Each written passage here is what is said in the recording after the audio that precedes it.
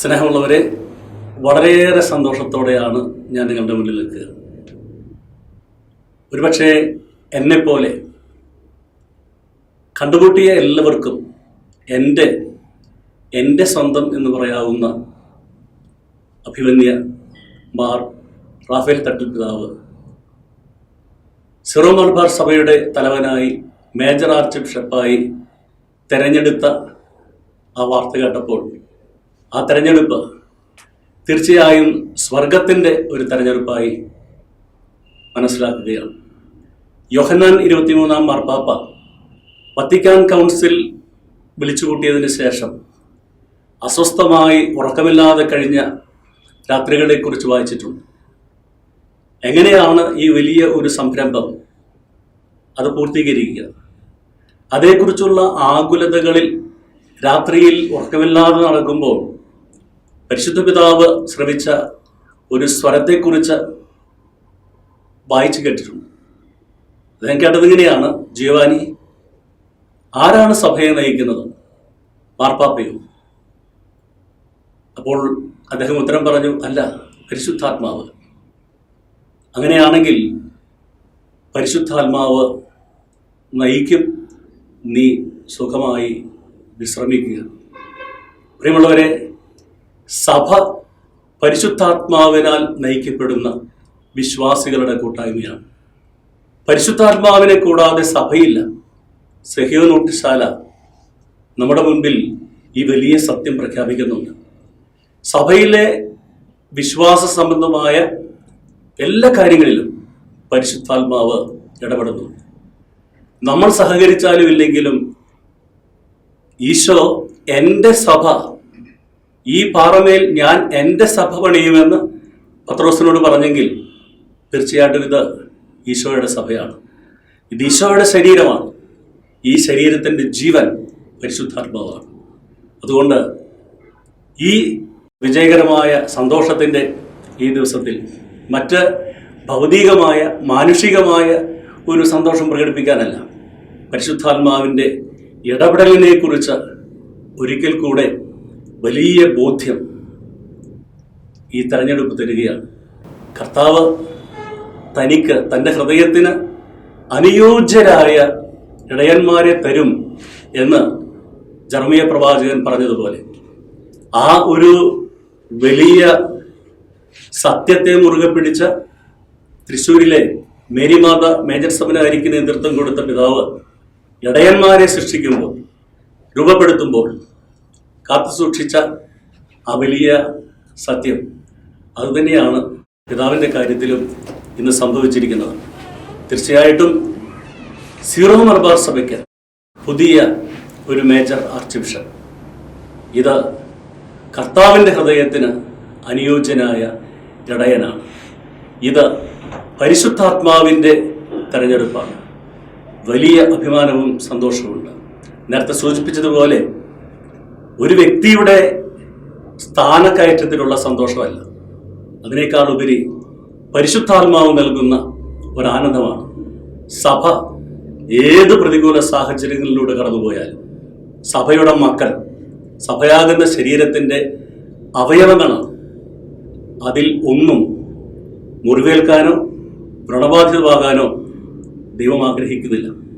എല്ലാ മുറിവുകളും വെച്ച് കിട്ടുന്ന ആ സ്നേഹനിധിയായ ദൈവം തൻ്റെ പരിശുദ്ധാത്മാവിലൂടെ, പ്രത്യേകിച്ചും ഇപ്പോൾ സഭ നേരിടുന്ന പ്രതിസന്ധികളെ അത്ഭുതകരമായി ദൈവാത്മാവിൻ്റെ അഭിഷേകത്തോടെ മുറിവുകളെ സുഖപ്പെടുത്തുന്ന ഒരു ശക്തിയായി അഭിമന്യ പിതാവിനെ ഉപകരണമാകട്ടെ എന്ന് ആശംസിക്കുകയാണ്, പ്രാർത്ഥിക്കുകയാണ്.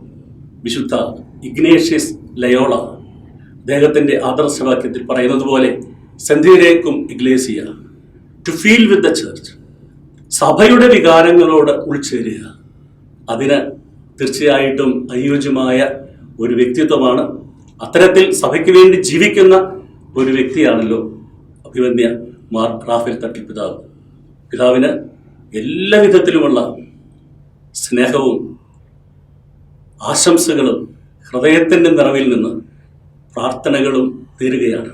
പിതാവിനോടുള്ള വ്യക്തിബന്ധം ഞാൻ അനുസ്മരിക്കുമ്പോൾ പ്രത്യേകിച്ചും 34 വർഷത്തെ പൗരോഹിത്യ ജീവിതത്തിൽ ആദ്യ വർഷം ആരംഭിച്ച കരിസ്മാറ്റിക് നവീകരണ ശുശ്രൂഷകൾ, വചന പ്രഘോഷണം, ഞാനിത് ആരംഭിച്ചത് പിതാവിൻ്റെ കൂടെയാണ്.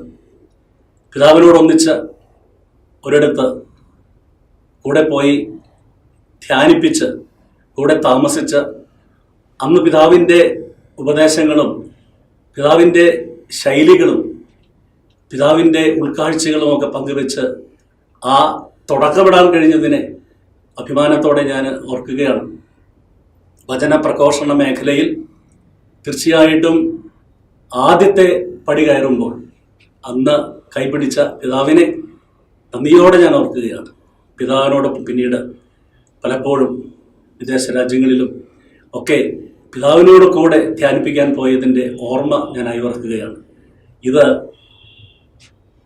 എൻ്റെ വ്യക്തിപരമായ ഒരു പുകഴ്ചയ്ക്ക് വേണ്ടിയല്ല, മറ്റുള്ളവരെ വളർത്താൻ, കൈപിടിച്ചുയർത്താൻ, അവരുടെ കാര്യസം, അവരിൽ ദൈവം നിക്ഷേപിച്ചിരിക്കുന്ന കഴിവുകൾ അത് കണ്ടെത്തി പ്രോത്സാഹിപ്പിക്കാൻ പിതാവിന് ഒരു പ്രത്യേക കൃപയുണ്ട്. അതുകൊണ്ടാണ് ഞാൻ ആരംഭത്തിലെ സൂചിപ്പിച്ചത്, എല്ലാവർക്കും, പരിചയപ്പെട്ട എല്ലാവർക്കും എൻ്റെ പിതാവ്, എൻ്റെ എന്ന ഒരു അനുഭവം. അത് വളരെ നന്ദിയോടെ ഓർക്കുകയാണ്. ഇനിയും ആ സ്നേഹവാത്സല്യത്തിന് വേണ്ടി കൊതിക്കുന്നു. പിതാവ് കൂടെ ഉണ്ടാകും എന്ന് തീർച്ചയായിട്ടും ഉറപ്പുണ്ട്. പിതാവിൻ്റെ കൂടെ ഞങ്ങളെല്ലാവരും ഉണ്ട്.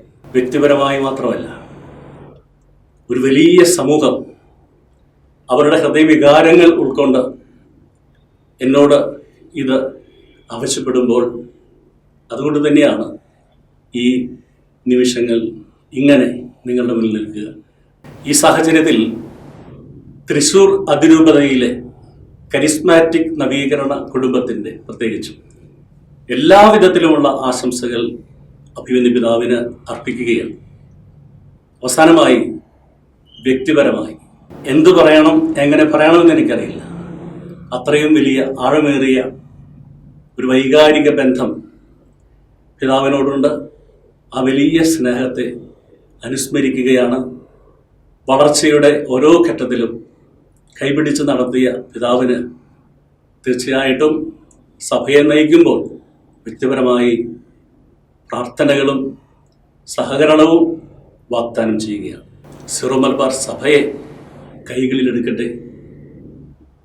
ശമയോന്റെ കരങ്ങളിൽ പരിശുദ്ധ അമ്മ ഈശോയെ ഏൽപ്പിച്ചതുപോലെ ഇന്ന് സിറോ മലബാർ സഭയെ അഭിമന്യ മാർ തട്ടിൽ പിതാവിൻ്റെ കരങ്ങളിൽ സഭയാകുന്ന അമ്മ ഏൽപ്പിച്ചിരിക്കുകയാണ്. ഈ യേശുവിൻ്റെ ശരീരത്തെ ദൈവപിതാവിന് സമർപ്പിക്കുന്നതിന് ഈ സഭ സകല കൃപാവരങ്ങളും നിറഞ്ഞ് മുടിചൂടി നിൽക്കുന്ന ഈ സഭ, അത് സഭയുടെ സകല മക്കളും അനുഭവിക്കുന്നതിന് പിതാവ് ഒരു ഉപകരണമാകട്ടെ എന്ന് ആശംസിക്കുകയും പ്രാർത്ഥിക്കുകയും ചെയ്യുന്നു. ഈശോ മിശിഹായ്ക്ക് സ്തുതിയായി.